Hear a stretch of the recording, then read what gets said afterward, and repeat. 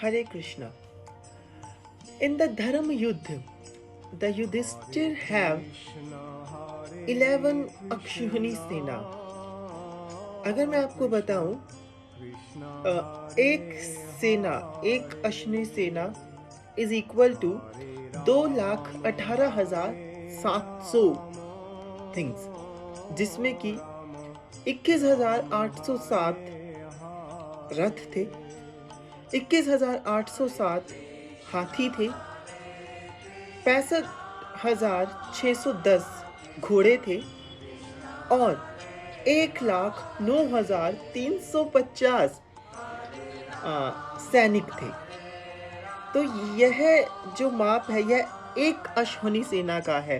दुर्योधन के पास ऐसी 11 अश्विनी सेना थी और वहीं युधिष्ठिर के पास केवल 7 अश्विनी सेना थी और साथ ही में थे उनके पास हमारे प्रभु श्री कृष्णा. तो and Yudhishthir have 9 Akshini Sena and still he wants.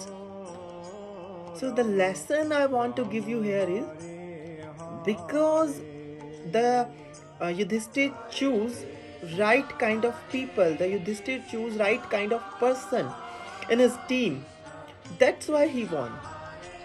देखिए basically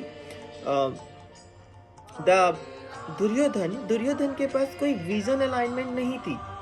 They are busy in casting their selves.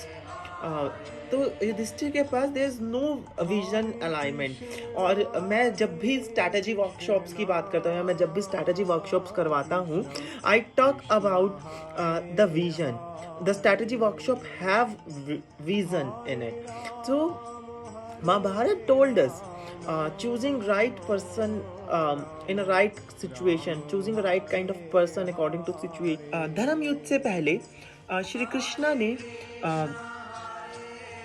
Duryodhan से पूछा, पहला मौका दुर्योधन को दिया गया और पूछा कि धर्म युद्ध के लिए आपको मेरे से क्या सहायता चाहिए, आप मुझे बताइए. तो दुर्योधन ने श्री कृष्ण से उनकी अश्विनी सेना मांगी. वही सवाल उन्होंने पांडवों से किया, वही सवाल उन्होंने अर्जुन को बोला, वही सवाल उन्होंने पांडवों से किया. तो पांडवों ने नतमस्तक हो उन्होंने कहा, हमें तो नील वर्ण युक्त श्री कृष्ण अपने साथ सहायक चाहिए, हमें और कुछ नहीं चाहिए. अगर श्री कृष्ण हमारे साथ है तो हमारी विजय संभव है. तो उन्होंने श्री कृष्ण को मांगा. What is this? This is the vision alignment, right? तो Pandav have that vision alignment. they make the strategy and they won.